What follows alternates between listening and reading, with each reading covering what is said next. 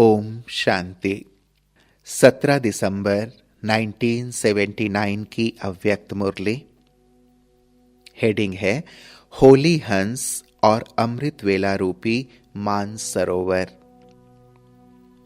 आज चारों ओर के रूहानी हंसों व होली हंसों के संगठन को देख रहे हैं।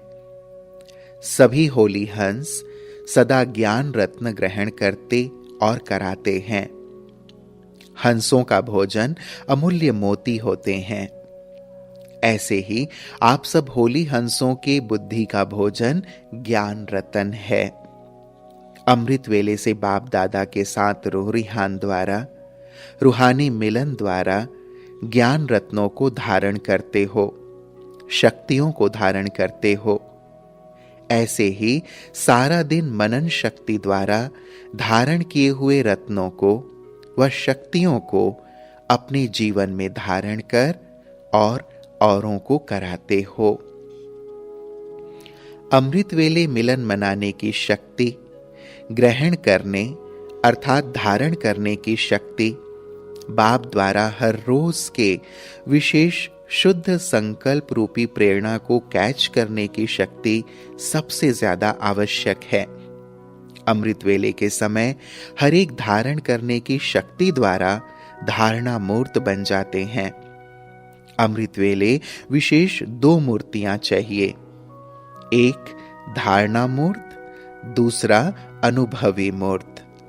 क्योंकि अमृत वेले बाप दादा विशेष बच्चों के प्रति दाता के स्वरूप और मिलन मनाने के लिए सर्व संबंधों के स्नेह संपन्न स्वरूप, सर्व खजानों से झोली भरने वाले भोले भंडारी के रूप में होते हैं।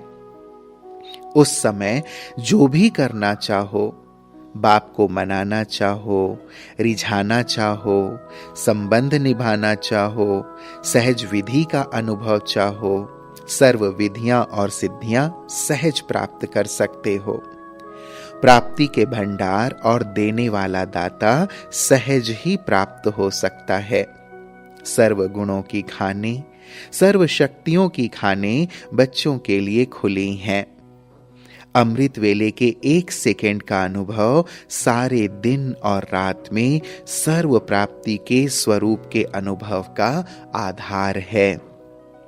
बाप दादा भी हर एक को जी भर करके बातें करने के लिए, फरियाद सुनने के लिए, कमजोरी मिटाने के लिए, अनेक प्रकार के पाप बख्शाने के लिए, लाड प्यार देने के लिए, सब बातों के लिए फ्री है। वह समय ऑफिशियल नहीं है, भोले भंडारी के रूप में है।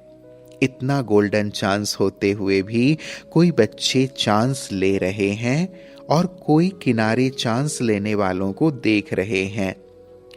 क्यों चाहना भी है, फिर भी क्यों बीच में क्या रुकावट है, उसको जानते हो? माया भी बड़ी चतुर है। विशेष उस समय बाप से किनारे करने के लिए आ जाती है। विशेष बहानेबाजी के खेल में बच्चों को रिझा लेती है। जैसे बाजीगर अपनी बाजी में लोगों को आकर्षित कर लेते हैं, वैसे माया भी अनेक प्रकार के अलबेलेपन, आलस्य और व्यर्थ संकल्पों की बहानेबाजी में रिझा लेती है। इसलिए गोल्डन चांस को गंवा लेते हैं और फिर ऐसे समय को गंवाने के कारण, सहज प्राप्ति से वंचित होने के कारण सारा दिन का कमजोर फाउंडेशन हो जाता है। सारे दिन में चाहे कितना भी पुरुषार्थ करें, लेकिन सारे दिन की आदि अर्थात फाउंडेशन समय कमजोर होने के कारण मेहनत ज्यादा करनी पड़ती, प्राप्ति कम होती है। प्राप्ति कम होने के कारण दो प्रकार की अवस्था का अनुभव करते हैं। एक तो चलते चलते थकावट अनुभव करते हैं, दूसरा चलते चलते दिल शिकस्त हो जाते हैं। और फिर क्या सोचते हैं?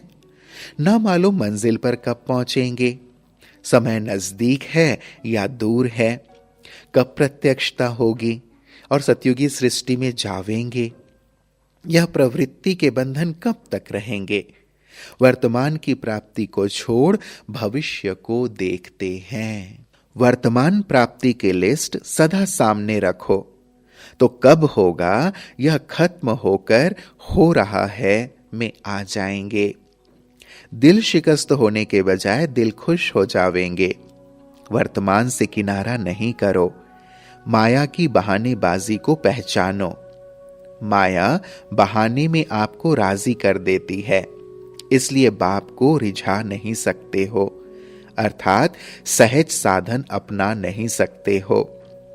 वरदान के रूप में जो प्राप्ति करनी चाहिए उसकी बजाय मेहनत कर प्राप्ति करने में लग जाते हो। इसलिए अमृत वेले की सहज प्राप्ति की वेला को जानते हुए उसका लाभ उठाओ। खुले भंडारों से प्रारब्ध की झोली भर लो। वरदाता और भाग्य विधाता से अमृत वेले के समय जो तकदीर की रेखा खिंचवाना चाहो वह खींचने के लिए तैयार हैं। तकदीर की रेखा वरदाता से सहज व श्रेष्ठ खिंचवा लो।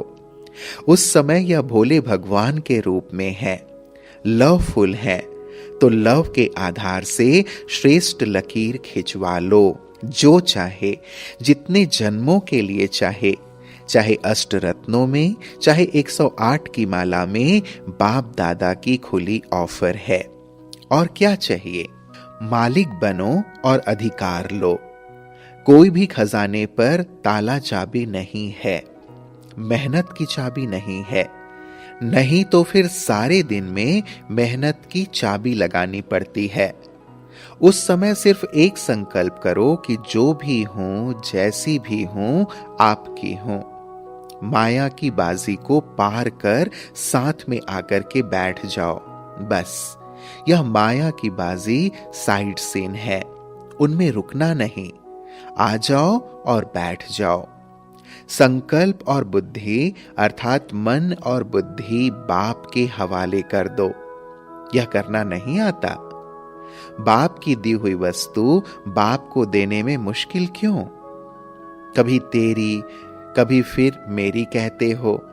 इस तेरी मेरी के चक्र में आ जाते हो। अमृत वेला हुआ, आंख खुली और सेकंड में जंप लगाकर बाप के साथ बैठ जाओ। साथ के कारण जो बाप के खजाने सो आपके खजाने अनुभव होंगे। नॉलेज के आधार पर नहीं, लेकिन प्राप्ति के आधार पर।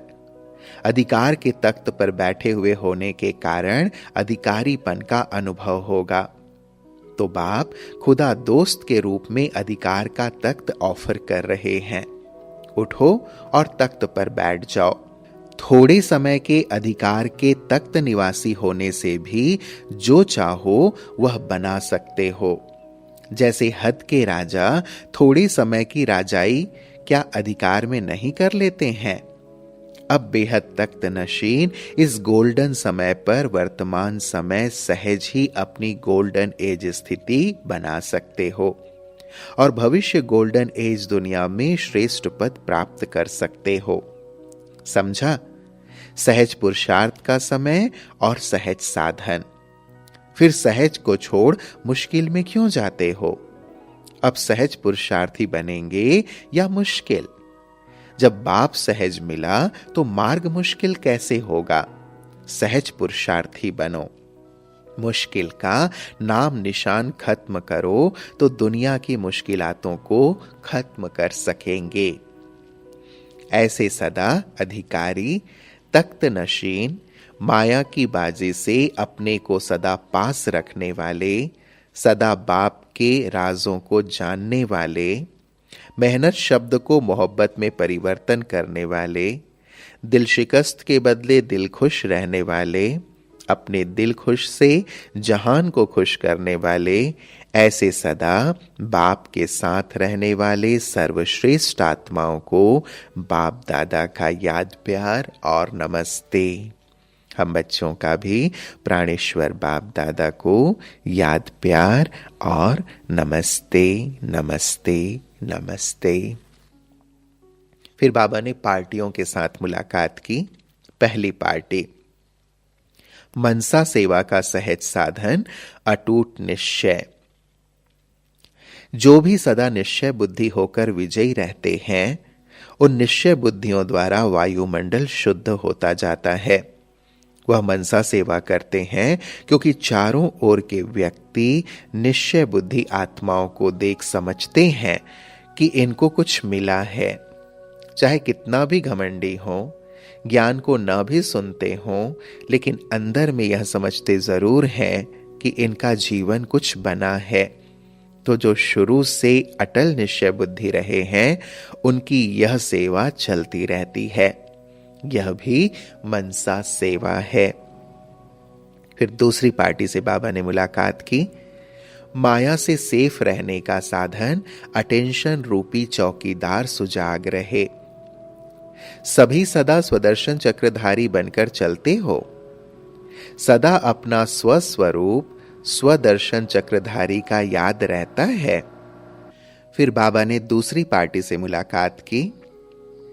माया से सेफ रहने का साधन अटेंशन रूपी चौकीदार सुजाग रहे। सभी सदा स्वदर्शन चक्रधारी बनकर चलते हो। सदा अपना स्वस्वरूप स्वदर्शन चक्रधारी का याद रहता है। जो सदा स्वदर्शन चक्रधारी है, वह अनेक प्रकार के माया के चक्र से सदा मुक्त रहते हैं। एक स्वदर्शन चक्र अनेक व्यर्थ चक्रों को खत्म करने वाला है, माया को भगाने वाला है। स्वदर्शन चक्रधारी के आगे माया ठहर नहीं सकती। स्वदर्शन चक्रधारी सदा संपन्न होने के कारण अचल रहते हो। ऐसे सदा संपन्न अर्थात माला माल रहने वाले हो। माया खाली करने की कोशिश करती है, लेकिन जो सदा खबरदार है, सुजाग है, जागती ज्योत है, तो माया कुछ नहीं कर पाती। अटेंशन रूपी चौकीदार सुजाग हो तो सदा सेफ रहेंगे। तो सदा जागती ज्योति बनो, इसलिए यादगार मंदिरों में भी अखंड ज्योति जगाते हैं, बुझने नहीं देते। अखंड ज्योति जगाने का फैशन पड़ा कहां से? संगम पर तुम सब चैतन्य में जागती ज्योति बने हो, तभी यह यादगार चला आता है। अगर खंडन हो जाती है तो बुरा मानते हैं। तो चैतन्य में आप सब क्या हैं? अखंड ज्योति। खंडित चीज कभी भी पूज्य हो नहीं सकती। अच्छा, ओम शांति।